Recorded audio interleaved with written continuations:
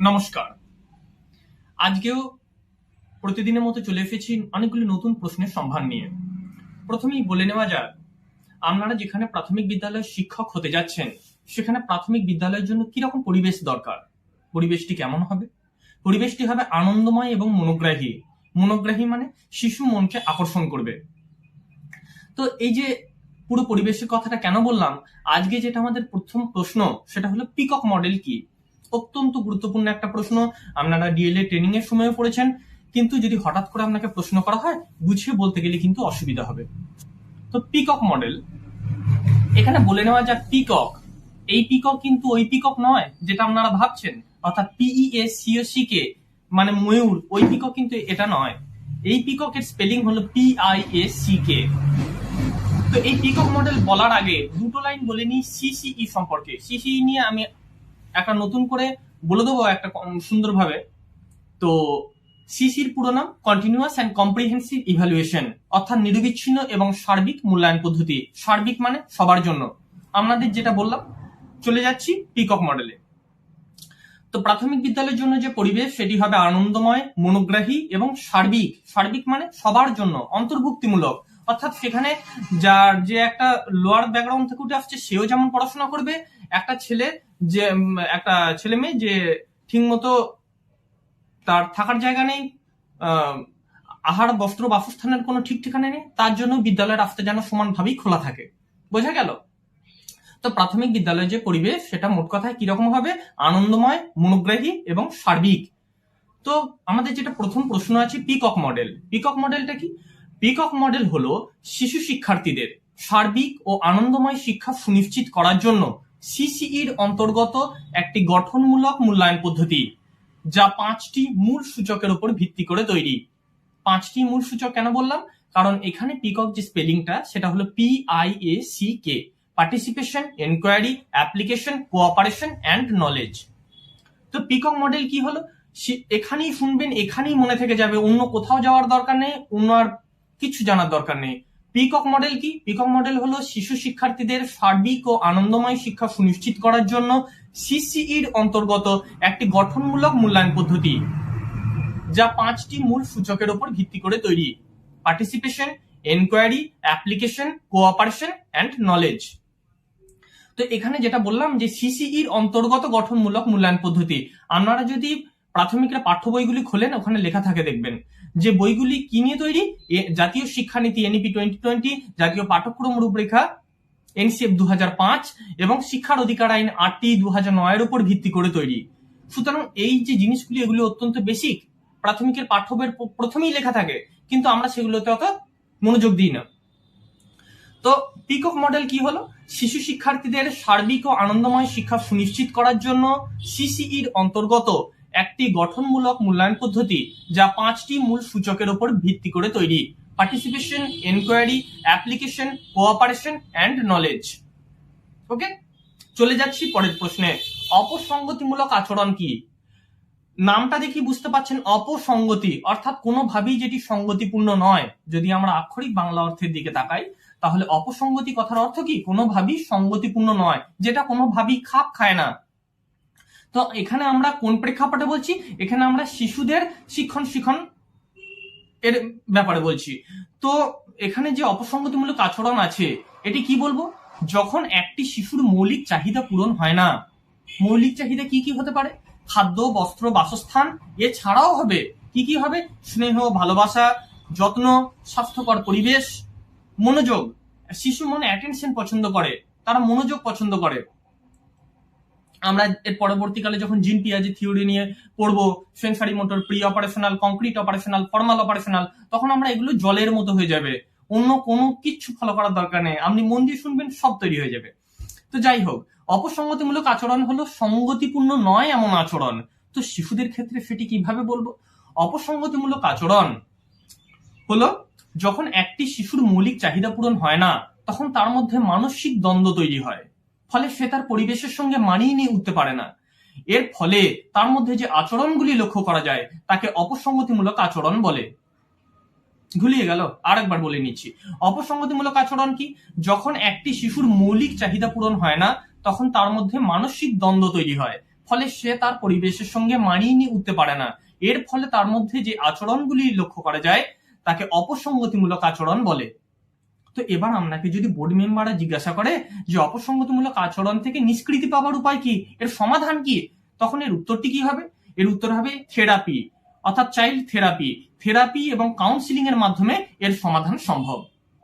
অর্থাৎ কোন শিশুর ক্ষেত্রে যদি এই ধরনের অপসঙ্গতিমূলক আচরণ আমরা দেখতে পাই, তাহলে সেক্ষেত্রে তার কাউন্সিলিং করাতে হবে। উপযুক্ত কাউন্সিলিং এবং থেরাপির মাধ্যমে এর সমাধান সম্ভব। ওকে, তো শিশুর মৌলিক চাহিদাগুলো এটাও ধরতে পারে। শিশুর মৌলিক চাহিদা কি হবে? একটা মানুষের মৌলিক চাহিদা খাদ্য, বস্ত্র, বাসস্থান। যদি শিশুর ক্ষেত্রে হয় তখন আরো অনেকগুলি জিনিস এর মধ্যে জুড়ে যাবে। কি কি? খাদ্য, বস্ত্র, বাসস্থান, স্নেহ, ভালোবাসা, যত্ন এবং মনোযোগ, স্বাস্থ্যকর পরিবেশ, এগুলিও দরকার। যখন কোনো শিশুর মৌলিক চাহিদা পূরণ হয় না, তখন তার মধ্যে মানসিক দ্বন্দ্ব তৈরি হয়। ফলে সে তার পরিবেশের সঙ্গে মানিয়ে নিয়ে উঠতে পারে না। এর ফলে তার মধ্যে যে আচরণগুলি লক্ষ্য করা যায় তাকে অপসঙ্গতিমূলক আচরণ বলে। অপসঙ্গতিমূলক আচরণ থেকে একটি শিশুকে রক্ষা করার উপায় কি? বিভিন্ন ধরনের চাইল্ড কাউন্সিলিং, চাইল্ড থেরাপি, অর্থাৎ উপযুক্ত কাউন্সিলিং এবং থেরাপির মাধ্যমে এর সমাধান সম্ভব। চলে যাচ্ছি পরের প্রশ্নে। শব্দ ও পদের মধ্যে পার্থক্য কি? এটি বাংলা ব্যাকরণের প্রশ্ন। যারা সায়েন্সের ব্যাকগ্রাউন্ডে তাকেও ধরতে পারে, যে আর্টসের ব্যাকগ্রাউন্ডে তাকে তো ধরতেই পারে। তো খুব সুন্দরভাবে শুনে নিন, একবার শুনে নিলেই মনে থেকে যাবে। শব্দ ও পদের মধ্যে পার্থক্য কি? শব্দ, প্রথমেই বলে নেওয়া যাক শব্দ কি। শব্দ হলো বর্ণ সমষ্টির অর্থপূর্ণ রূপ, যেমন আকাশ, মেঘ, বই, এগুলি হলো শব্দ। পদ কি? বিভক্তিযুক্ত শব্দ, অর্থাৎ শব্দের সঙ্গে বিভক্তি যোগ হয়ে যখন সেটা বাক্যে ব্যবহৃত হয় তখন তা হলো পদ। তাহলে শব্দ কি? শব্দ হলো বর্ণ সমষ্টির অর্থপূর্ণ রূপ, পদ হলো বিভক্তিযুক্ত শব্দ যা বাক্যে ব্যবহৃত হয়। উদাহরণের মাধ্যমে জানা যাক। আমি বললাম আকাশ একটি শব্দ।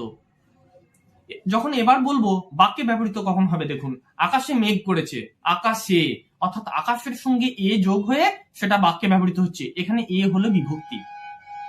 আবার বলছি যে বইটি পড়ো, বই একটি শব্দ কিন্তু তার সঙ্গে টি বিভক্তি যোগ হয়ে সেটা বাক্যে ব্যবহৃত হচ্ছে, তখন বলছি বইটি পড়ো। বই একটি শব্দ, বইয়ের সঙ্গে যখন টি বিভক্তি যোগ হচ্ছে, বাক্যে ব্যবহার হচ্ছে বইটি পড়ো, তখন সেটি হলো বইটি, এটি হলো পদ। তো তাহলে শব্দ ও পদের পার্থক্যটা জানা গেল। শব্দ হলো বর্ণ সমষ্টির অর্থপূর্ণ রূপ, পদ হলো বিভক্তিযুক্ত শব্দ যা বাক্যে ব্যবহৃত হয়। ওকে, চলে যাচ্ছি পরের প্রশ্নে। মানব সম্পদ কি? মানব সম্পদ হলো একটি দেশের সকল নাগরিক যারা রাষ্ট্রের উন্নয়নের মূল চালিকা শক্তি। অর্থাৎ এটি কিভাবে, এটি আগে বুঝিনি একটু। আপনারা ভাবতে পারেন যে সবাই কি মানব সম্পদ? তাহলে এমন যে যে কাজ করবেন, যদি কেউ মাঠেতে লাঙল ধরে সেও যেমন রাষ্ট্রের উন্নয়নের জন্য একজন কারিগর, একজন যে অফিসে চাকরি করছে সেও যেমন কারিগর, একজন যে মন্ত্রিত্ব সামলাচ্ছে সেও তেমন কারিগর। তবে অবশ্যই সেটি যেন রাষ্ট্রের উন্নয়নের জন্য হয়, নিজের স্বার্থ সিদ্ধির জন্য নয়। তো মানব সম্পদ এখানে কি বলবো? মানব সম্পদ হলো একটি দেশের সেই সমস্ত নাগরিক যারা রাষ্ট্রের উন্নয়নের মূল চালিকা শক্তি, তারাই হলো মানব সম্পদ। একটি দেশের সকল নাগরিক যারা রাষ্ট্রের উন্নয়নের মূল চালিকা শক্তি, তারাই হলো মানব সম্পদ। এরপর যে প্রশ্নটা নিয়ে আলোচনা করব সেটি হলো জিএসএফপি স্কুল। জিএসএফপি এর পুরো নাম কি? Government sponsored free primary school. এটি কি জিনিস? প্রাক প্রাথমিক থেকে পঞ্চম শ্রেণীর শিশুদের অবৈতনিক মানসম্মত প্রাথমিক শিক্ষার মাধ্যমে সর্বাঙ্গীন বিকাশ সাধনের উদ্দেশ্যে রাজ্যের শিক্ষা বিভাগ দ্বারা পরিচালিত সরকারি অনুদান প্রাপ্ত স্কুলকে বলা হয় জিএসএফপি স্কুল। শব্দের মধ্যেই উত্তরটি লুকিয়ে আছে। GSFP, government sponsored pre primary school, অর্থাৎ প্রাক প্রাথমিক থেকে পঞ্চম শ্রেণীর শিশুদের অবৈতনিক, অবৈতনিক মানে যেখানে কোনো টাকা পয়সা লাগে না, যেখানে কোনো বেতন দিতে হয় না, অবৈতনিক ফ্রি এডুকেশন। মানসম্মত, মানসম্মত মানে তার গুণগত মান যেন বজায় থাকে। অর্থাৎ ফ্রি বলে সেটা যেন একবার এমন না হয় যে একজন শিশুর শিক্ষণ প্রক্রিয়া পুরোটাই ব্যাহত হচ্ছে। সে যেন ঠিকভাবে জানতে পারে, শিখতে পারে। শুধু পুঁথিগত বিদ্যার কথা বলবো না, তার যেন চরিত্র গঠন ঠিকভাবে হয়, তার যেন আচার আচরণ, ন্যায়নিষ্ঠা তার মধ্যে যেন ঠিকভাবে গড়ে ওঠে, নৈতিকতা মূল্যবোধ দিয়ে সে যেন একজন সুনাগরিক হয়ে ওঠে। কারণ শুধু পুঁথিগত বিদ্যা দিয়ে যদি পড়াশোনা করানো হতো তাহলে সেখানে সে হয়তো বড় হয়ে চাকরি পাবে, কিন্তু একজন প্রকৃত মানুষও হয়ে উঠতে পারবে না, সে সুনাগরিক হয়ে উঠতে পারবে না। তার মধ্যে নৈতিকতা দরকার, মূল্যবোধ দরকার, তার মধ্যে এথিক্স, এটিকেট এগুলি দরকার, নইলে জীবজন্তুর সঙ্গে তার কোনো পার্থক্য থাকবে না।